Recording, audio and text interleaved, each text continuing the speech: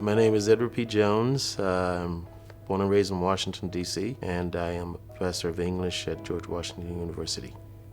When I went to college, I took a creative writing course my sophomore year, and I discovered, that there was something there. At least that's what the professor was saying. I got out of college, and I didn't do anything for a few years until about 3 years after my mother died, and then I wrote a story, and I sent it off to Essence, a national women's magazine, and it was published.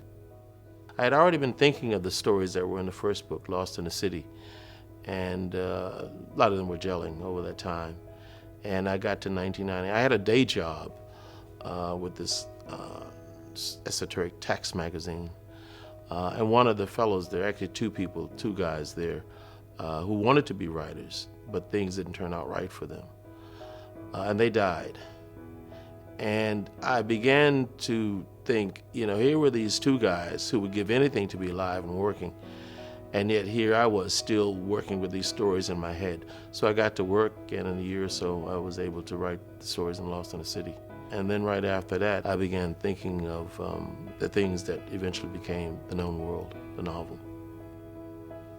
I think the more you think too highly of all the awards and everything, the harder the job is.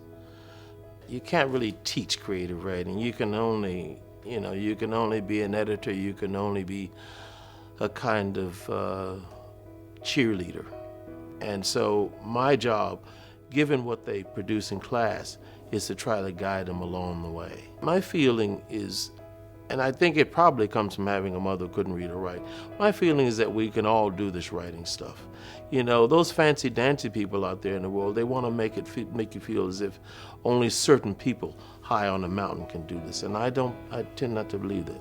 There is in all of us a creativity bug. Even if the students in my classes don't decide to go on to be writers, as long as they can get up and write for themselves, then I think they're better for it.